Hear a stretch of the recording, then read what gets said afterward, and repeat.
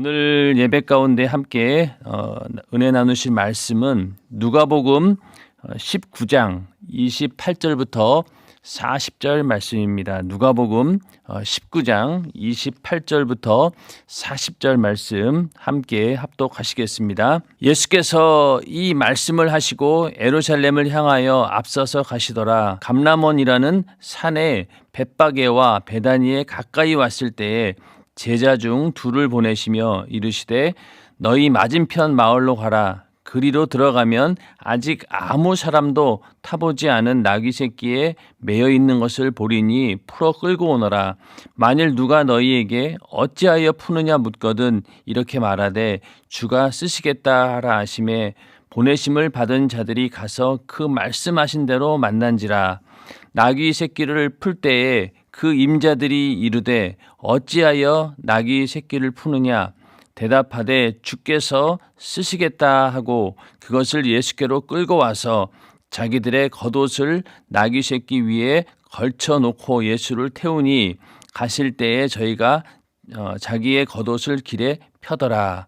이미 감람산에서 내려가는 편까지 가까이 오심에 제자의 온 무리가 자기의 본 바 모든 능한 일을 인하여 기뻐하며 큰 소리로 하나님을 찬양하여 하로되 찬송하리로다. 주의 이름으로 오시는 왕이여 하늘에는 평화여 가장 높은 곳에는 영광이로다 하니 무리 중 어떤 바리새인들이 말하되 선생이여 당신의 제자들을 책망하소서 하거늘 대답하여 가라사대 내가 너희에게 말하노니 만일 이 사람들이 잠잠하면 돌들이 소리 지르리라 하시니라. 아멘.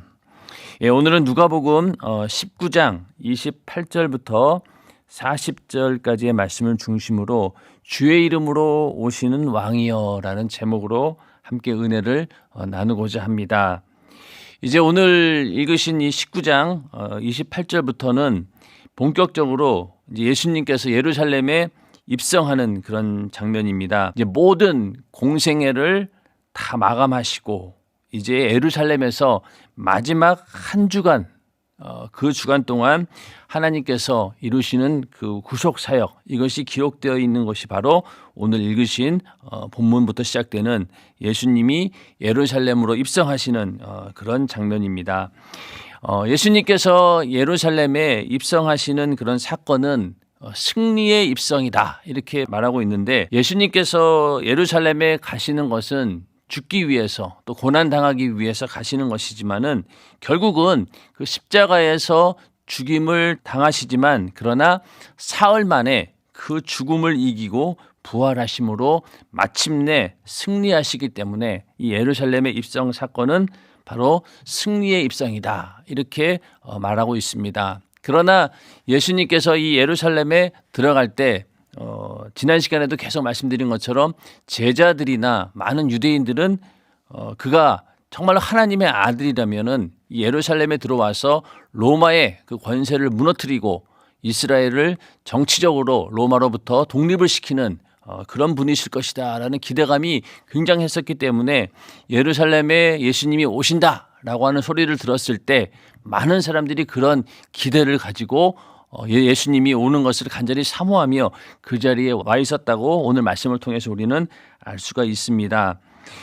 그만큼 예수님께서 이 땅에 오시는 성탄부터 또 그분의 그 공생애 이 모든 그 주변의 환경들을 보면은 어느 것 하나 인류를 구원할 그런 메시아 하나님의 아들로서는 도저히 격에 맞지 않는 그런 환경들이 너무나 많습니다. 오늘 예루살렘의 입성 장면도 그가 정말로 하나님의 아들이고 또 인류를 구원하는 그런 메시아다라고 하면은 굉장히 그럴듯한 모습으로 모든 사람들을 압도할 만한 그런 외형적인 모습을 가지고 예루살렘에 들어왔다라고 하면은 어느 정도 이해가 될 텐데 전혀 그렇지 않은 그런 모습이었기 때문에 결국은 예수님께서 붙잡히시고 십자가에서 고난당하는 그런 일까지도 당하게 되는 것을 보면서 예수님께서 우리에게 나타나신 그런 모든 모습들이 인간들이 보기에는 너무나 초라했고 또 너무 볼품이 없었으나 그러나 그 속에는 정말로 이 세상 어느 누구도 주지 못했던 그런 생명이 있었고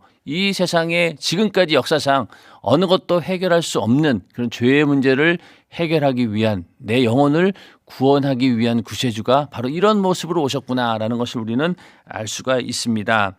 28절에 보면요, 예수께서 이 말씀을 하시고 예루살렘을 향하여 앞서서 가시더라. 앞서서 어떤 이야기를 했습니까? 은열 문화의 비유에 대한 그런 말씀을 하셨죠. 이제 그런 모든 말씀을 마치고 이제 예루살렘을 향하여 앞서서 가시더라. 사람이 죽음을 앞두고 이제 곧 내가 예루살렘에 가면은 죽게 될 것이라고 하는 것을 뻔히 알면서도 그 길을 앞서서 이렇게 가시는 그런 주님의 모습, 그 모습 보면서 아마 주님의 입장에서는 이런 생각을 했을 거예요. 내가 이제 예루살렘에 가서 그 모든 고난과 십자가의 죽음, 그 부활의 사역이 이루어지게 되면은 지금까지 죄로 인해서 지옥에서 영원히 고통받을 수밖에 없는, 또 그 죄로 인해서 오는 질병과 저주와 고통 가운데서 살아가던 수많은 하나님께서 창조하신 인간들이 이제는 그 모든 질병과 저주와 죽음에서 또 영원한 지옥의 형벌에서 자유함을 얻을 수 있다라고 하는, 영원 구원을 이룬다라고 하는 그런 감격과 또 그것을 이룬다라고 하는 그런 기대감, 이런 마음을 가지고 주님께서는 예루살렘으로 가셨을 것입니다. 왜? 내가 이제 죽어야지만이 인류가 구원받을 수 있다. 그것이 하나의 두려움, 그걸 더 초월해, 두려움을 초월하고 또 모든 고난이 온다 할지라도 그것을 능히 초월할 수 있는 그 근원이 무엇에 있느냐? 바로 영혼을 살리고자 하는 그런 간절한 그런 열정이 주님 안에 있었기 때문에 이렇게 예루살렘으로 향하여 가는 그 길이 육신으로는 고난과 죽음을 앞두고 있는 그런 길이었지만은, 그러나 오직 주님은 자신으로 인하여서, 자신의 죽음으로 인해서 인류가 구원받을 그 기쁨을 상상하시면서 예루살렘으로 입성하셨습니다. 우리 안에도 예수를 믿고 또 우리가 복음을 전하는 일에, 또 주의 일을 하는 일에 수많은 고난과 어려움이 있다 할지라도 그 고난과 어려움을 이겨낼 수 있는 힘이 어디에 있습니까? 나로 인해서, 내가 이 썩을 육신으로 인해서, 이것으로 인해서 한 영혼이 구원받을 수 있다면, 또 주님의 몸된 교회가 온전히 세워질 수 있다면 그 기쁨이 나의 육신의 고난을 초월할 때 우리는 주를 위해서 죽도록 충성할 수 있는 것입니다. 2022년 한 해에도 정말로 주님께서 이 예루살렘을 향해서 이렇게 담대하게 걸어가셨던 것처럼 우리 앞에 어떠한 고난과 어려움이 있다 할지라도 주님께서 우리에게 맡겨주신 영혼 구원의 그 사명을 감당하는 일에 이렇게 주님처럼 담대하게 한 해를 승리함으로 이끌어가는 우리 모두가 되기를 주님의 이름으로 축원합니다.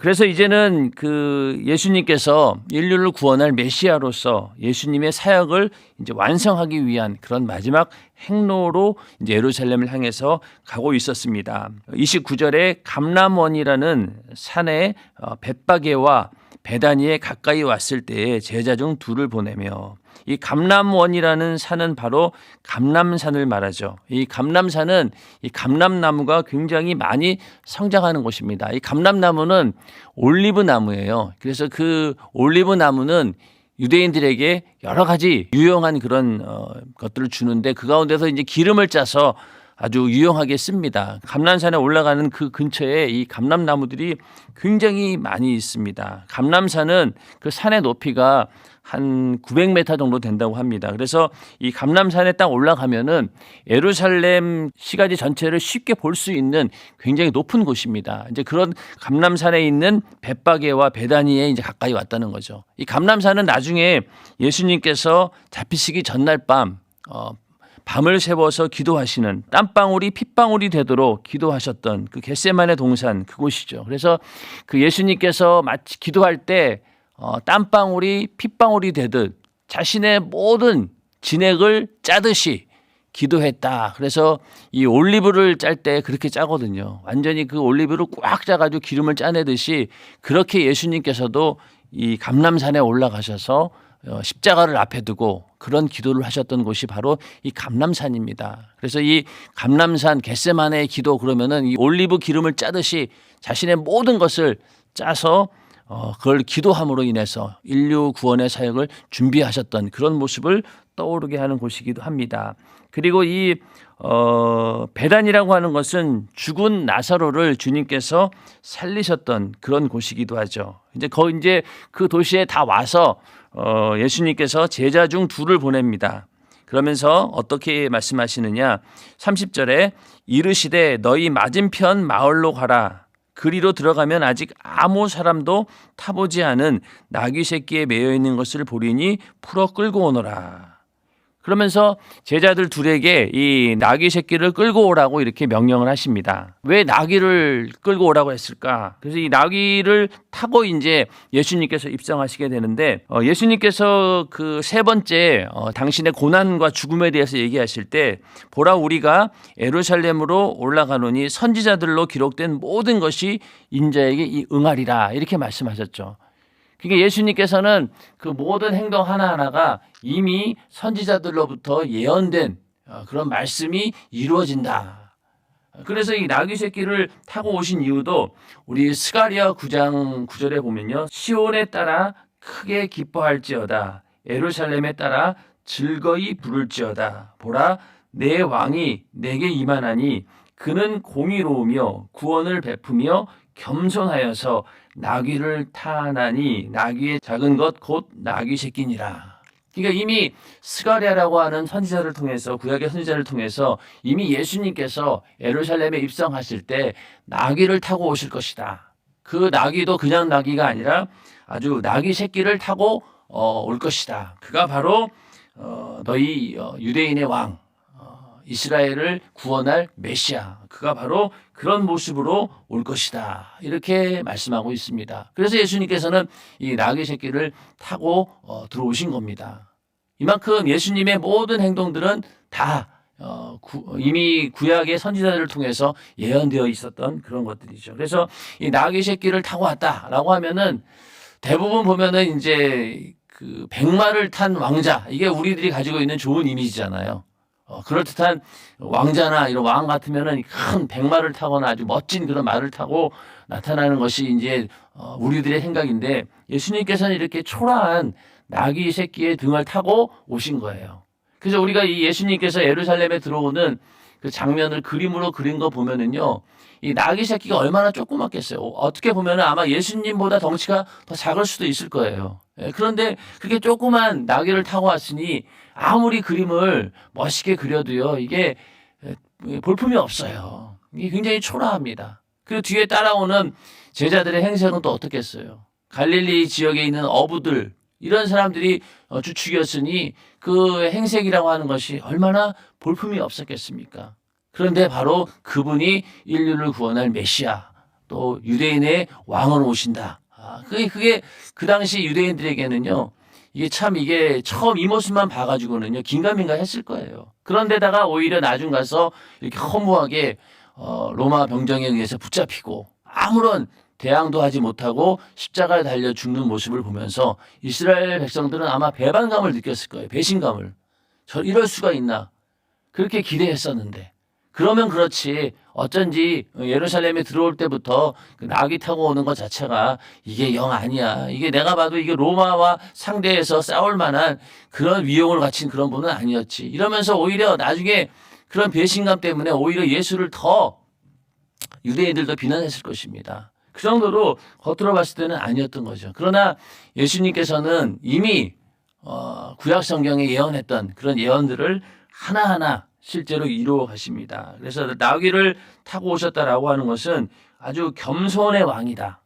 예수님께서 이 땅에 오셔서 십자가에 달려 죽으시는 것은 우리 인간을 죽기까지 섬기기 위해서 오신 것이죠. 그만큼 겸손하게 죽기 위해 오셨기 때문에 예수님께서 이 땅에 오셨을 때 그 예수님의 생애의 목적은 바로 우리 인간을 살리기 위한, 그리고 우리 인간을 죽기까지 섬기기 위한 그런 겸손한 모습으로 오신 거예요. 그러나 나중에 예수님께서 다시 재림하실 때는 어떻습니까?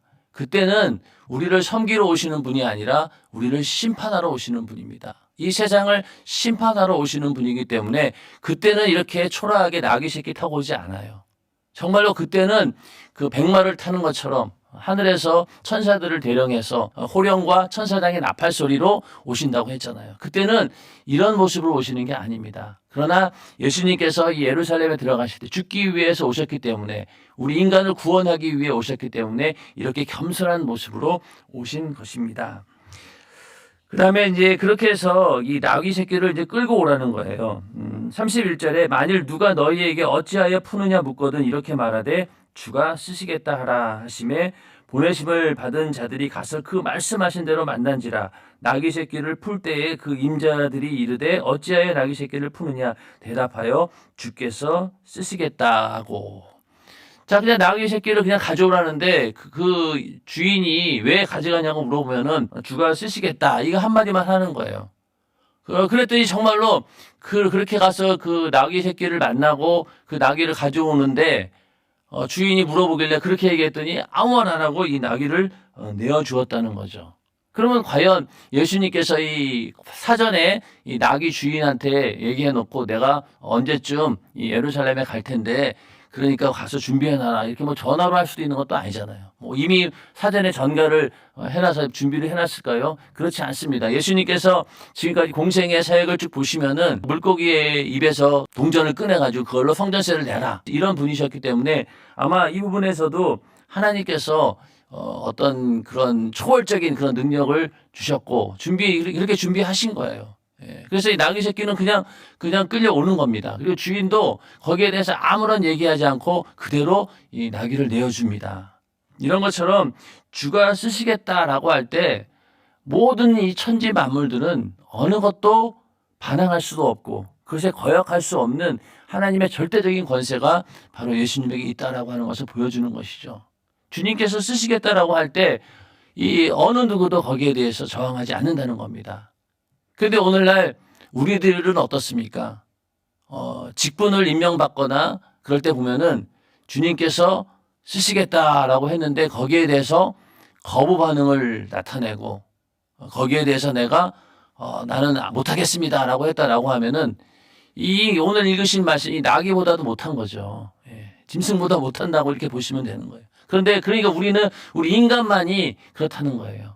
예수님께서 이렇게 주가 쓰시겠다라고 하는 그 말 한마디에 나귀 주인도 그냥 그대로 나귀를 내어주고 나귀 새끼도 반항하지 않고 그냥 와서 쓰임 받았다라고 하는 것이죠. 그러므로 우리가 주님께서 쓰시고자 할 때 이 나귀 새끼처럼 언제든지 내어놓을 수 있는 그런 믿음이 우리에게 있어야 됩니다. 왜냐하면은 주님께서 우리를 쓰시고자 할 때 내가 자격이 있어서 쓰는 것도 아니고 내가 그만한 재능이 있어서 쓰는 것도 아닙니다. 그냥 주님께서 필요하니까 쓰시겠다라고 하는 것이죠. 그러면 우리는 거기에 순종하면 되는 거예요. 그런데 대부분 그렇게 주께서 쓰시겠다라고 할 때 항상 나는 그럴 만한 자격이 없습니다 라면서 그렇게 발을 빼는 경우들이 너무 많은데 그거는 그렇지 않습니다. 언제든지 주님께서 쓰시겠다라고 할 때 아무런 저항 없이 그냥 묵묵히 순종하는 것 이것이 바로 주님이 원하시는 것입니다. 올 한 해도 2022년도에도 주님께서 쓰시고자 할 때 언제든지 나를 과감히 내어줄 수 있는 나를 쓰시고자 할 때 내 시간을 쓰기를 원하시고 또 내가 가지고 있는 물질을 쓰기를 원하시고 내가 가지고 있는 어떤 것이라도 쓰기를 원하신다라고 주님이 요구하실 때 우리는 언제든지 내어놓을 수 있는 그런 순종의 믿음 그것이 있어야 되는 거죠. 그리고 그 일에 대해서 즐거운 마음으로 기쁨을 가지고 그 일에 동참을 해야 됩니다. 그리고 이 제자들 입장에서도 여기에 대해서 의문을 가질 수 있잖아요. 아니 이렇게 해가지고 어떻게 누가 나귀 새끼를 우리에게 주겠습니까? 그래도 뭔가 뭐 돈을 주시든지 아니면 뭐 이렇게 글로 뭐 써주시든지 이렇게 좀 뭔가 믿을 만한 뭔가를 주고 이 나귀를 데려오라고 해야지 그 말 한마디 그 사람들이 그거 안 믿으면 어떡합니까? 이런 걸 물어보지도 않았어요. 그냥 주님께서 주가 쓰시겠다 하라.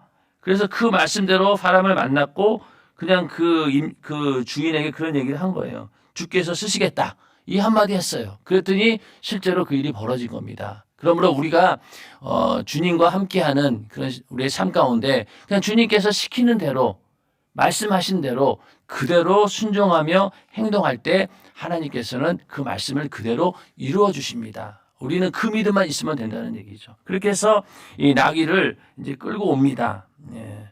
35절에 그것을 예수께로 끌고 와서 자기들의 겉옷을 나귀 새끼 위에 걸쳐놓고 예수를 태우니 가실 때에 저희가 자기의 겉옷을 길에 펴더라. 나귀를 이제 끌고 와서 그 나귀 새끼 위에다가 예수님을 이제 태우는데 안장이라는 게 없잖아요. 말 같으면은 좋은 안장이 있을 텐데 그게 없으니까 자기들의 겉옷을 그 위에 걸쳐놓고 안장을 삼고 예수님을 태운 거예요.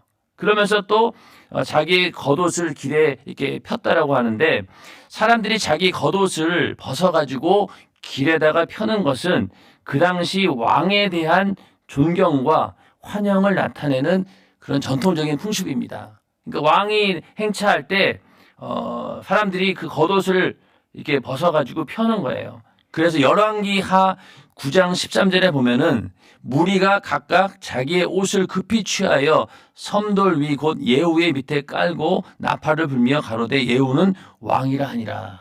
예후가 왕으로 등극할 때 그 사람들이 옷을 취해가지고 예후의 밑에 깔았다는 거예요. 그런 이제 근거로 봤을 때 예수님께서 나귀를 타고 오실 때 그를 유대인의 왕으로 대우했던 거죠. 그래서 그들은 그 자기 옷을 벗어가지고 길가에 폈다는 겁니다. 그러면서 이 마태복음에는 어떻게 나오냐면은 그러니까 이 누가는 나뭇가지를 이제 길에 까는 행위를 언급하지 않았던 거예요. 종려나무죠. 종려나무를 막 이제 깔았는데 여기는 그 얘기는 안 나왔어요. 왜냐면은 누가는 이 누가복음을 기록한 이유가 이방인들에게 복음을 전하는 것이었기 때문에 너무 그 종려나무 그러면은 이스라엘의 어떤 민족의 해방을 의미하는 그런 의미였기 때문에 그 유대인들에게 국한된 그런 민족주의적인 색채를 피하기 위해서 이 종려나무 가지에 대해서는 얘기를 하지 않습니다. 그러면서 그냥 자기 겉옷을 폈다라는 정도로만 기록을 하고 있죠. 그 다음에 37절에 가서 이미 감람산에서 내려가는 편까지 가까이 오심에 제자의 온 무리가 자기의 본 바 모든 능한 일을 인하여 기뻐하며 큰 소리로 하나님을 찬양하여. 거기서 이제 많은 사람들이 모여 있었던 거죠. 그래서 그 예수님을 환영하는 군중들이 감람산에서부터 예루살렘 성 입구까지 가득 차 있었다는 거예요. 왜 그러냐? 여기 보면은 자기의 본바 모든 능한 일을 인하여 기뻐하며 무슨 일들을 보았습니까? 바디메오가 눈을 뜨는 일도 보았고 또 죽은 나사로가 베다니에서 살아나는 그런 이적들을 본 사람들이 그 이적들을 생각하면서 기뻐하며 큰 소리로 하나님을 찬양하면서 예수님을 환영했다라고 하는 것입니다. 그러면서 뭐라고 했느냐? 38절에 가로되 찬송하리로다 주의 이름으로 오시는 왕이여 하늘에는 평화여 가장 높은 곳에는 영광이로다 하니 이렇게 하나님을 찬양했습니다. 여기서 그 주의 이름으로 오시는 왕이여 이 부분은 어떤 부분이냐면 시편 118편 26절에 나오는 그런 말씀인데 시편 중에서 시편 113편부터 118편이 어떤 용도로 쓰였냐면은 공중 집회용 찬양시죠. 그러니까 어떤 절기가 있거나 하나님을 찬양하는 그런 제사가 있을 때 이스라엘 사람들은 시편에 있는 말씀들을 그걸 이렇게 찬양으로 만들어서 그걸 이렇게 하나님께 영광 올려드렸던 거예요. 그래서 113편부터 118편이 첫 번째 그 할렐 시편이다. 그래서 하나님을 찬양하기 위해서 모아놓은 그런 모음집인 거예요. 그 가운데 이제 하나인 겁니다. 그래서 이 말씀을 언제 낭독했느냐면은 6월절 기간 동안에 이 할렐 시편 1편을 이제 낭독했던 거예요. 그러니까 시편 113편부터 118편까지를 쭉 그걸 읽으면서 하나님을 찬양했던 것이죠. 그러니까 여기서 여호와의 이름으로 오신 자는 복이 있으며 우리가 여호와의 집에서 너희를 축복하여도다. 이거를 이제 6월절 기간 동안에 이스라엘 백성들은 이런 시편을 낭독을 하는 거예요. 근데 예수님께서 들어오시는 그 시기도 봐도 바로 6월절 절기가 시작되는 그때였기 때문에 이렇게 시편 118편 26절을 하나님께 찬양을 올려드린 거죠. 예. 그러면서 하늘에는 평화여 가장 높은 곳에는 영광이로다. 요거는 누가는 이렇게 기록을 했어요. 여기 어디에 나오는 겁니까? 예수님께서 탄생하실 때 천사들에 의해서 목자들이 예수님을 보고 천사들이 찬양할 때 하늘에는 평화여 가장 높은 곳에는 영광이로다. 이렇게 말씀했습니다. 그런데 이 마태복음에서는 뭐라고 했나요? 마태복음 21장 9절에서는 호산나 다윗의 자손이여 찬송하리로다. 그러면서 주의 이름으로 오시는 왕이여. 이렇게 내용이 좀 다르죠. 그러니까 누가는 철저하게 이방인들에게 이 복음을 전하는 것이기 때문에 그 하늘에는 평화여 가장 높은 곳에는 영광이로다. 이 말씀을 넣은 거예요. 그런데 이 마태복음에서는 호산나 다윗의 자손이여 찬송하리로다. 여기서 이 호산나 다윗의 자손이여 찬송하리로다. 이 말은 한마디로 얘기해서 의역을 하면은 메시아 만세라는 그런 내용이에요. 그러면서 그 호산나는 어떤 뜻이냐? 구하옵나니 구원하소서 이런 뜻이 있습니다. 이거는 또 어디에 있느냐? 시편 118편 25절에 보면은요. 아까 그 여호와의 이름으로 오시는 자가 복이 있다라는 얘기가 시편 118편 26절에 있었는데 그 바로 앞절에 뭐가 있냐면은 시편 118편 25절에 여호와여 구하옵나니 이제 구원하소서. 여호와여 우리가 구하옵나니 이제 형통케 하소서. 이런 말씀이 들어있어요. 그러니까 이 호산나 그러면은 구하옵나니 구원하소서 이런 뜻이 있다는 거예요. 호산나. 그러면서 그 처음에는 이렇게 하나님에 대한 기원하는 그런 말이었는데 점점 이것이 어떻게 바뀌었느냐? 기쁨과 환호를 나타내는 구어로 변화가 된 겁니다. 그래서 호산나 다윗의 자손이여 찬송하리로다. 그러면은 하나님 구원하옵나니 구원하소서 이런 뜻이 있으면서 그것이 결국은 기쁨과 환호를 나타내는 그런 표현이었다는 거죠. 그래서 호산나 다윗의 자손이여 찬송하리로다. 마태복음에 이렇게 기록되어 있고 그러나 누가복음에서는 하늘에는 평화여 가장 높은 곳에는 영광이로다. 이렇게 다르게 표현을 하고 있습니다. 아무래도 마태복음은 유대인들에게 복음을 전하기 위해서 기록한 것이기 때문에 유대인들의 어떤 풍습이라든가 그들이 잘 이해할 수 있는 그런 여러 가지 매개체를 가지고 기록했기 때문에 이 똑같은 부분이지만은 내용이 다른 부분이 있는 것이죠. 그래서 이렇게 주의 이름으로 오시는 왕, 하늘에는 평화여 가장 높은 곳에는 영광이다. 이렇게 자기들이 찬양하면서 예수님을 왕으로 모시는 그런 일들을 지금 이 에루살렘에 입성하면서 그런 일들이 벌어지고 있는 것입니다. 39절에 가서요. 무리 중 어떤 바리새인들이 말하되 선생이여 당신의 제자들을 책망하소서 하거늘. 왜 책망을 하라고 그랬을까요? 왜냐면은 여기서 예수를 왕으로 모셨다라고 하는 거는요. 이 로마의 입장으로 봤을 때는요. 굉장히 경계할 일이죠. 유대인이 왕이 났다라고 하는 그 말 한마디에 그 헤롯 왕이 그 아기 예수를 찾기 위해서 샅샅이 뒤져서 결국 못 찾으니까 그날 그 시로 태어난 아이들을 싹 다 죽이지 않았습니까? 그만큼 이 로마의 입장에서는요. 이 유대의 왕, 이스라엘의 왕이라고 하면 굉장히 이거를 민감하게 받아들일 수밖에 없죠. 왜?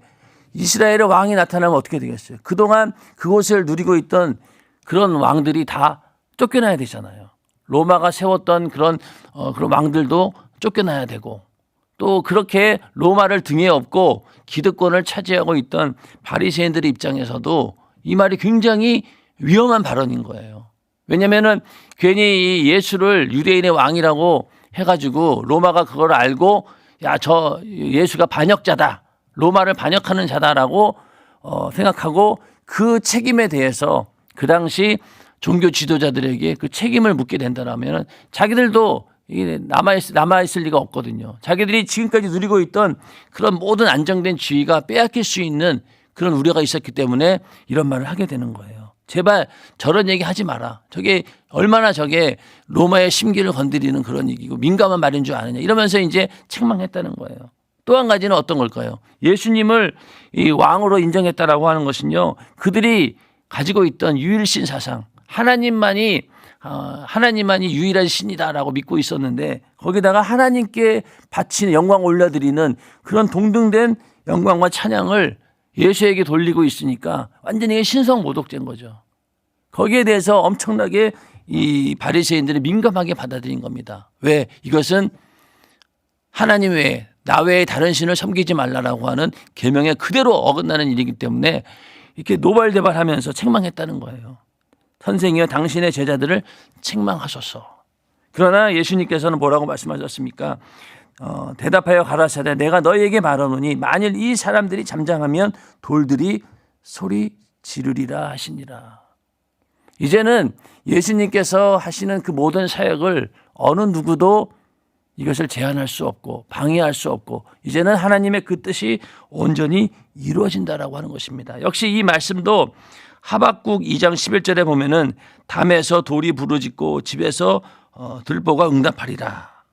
이런 말씀이 기록되어 있습니다. 그래서 이런 이 모든 말씀들이 이제는 예수님께서 이 땅에 오셔서 그분의 공생애를 마치시고 그가 왕으로서 우리 인간을 구원하는 그 일에 어느 것도 제한할 수 없다는 거예요. 너희들이 아무리 입을 틀어막고 예수를 십자가에 못 박아 죽인다 할지라도 그러나 그 사건은 절대로 제한당하지 않는다.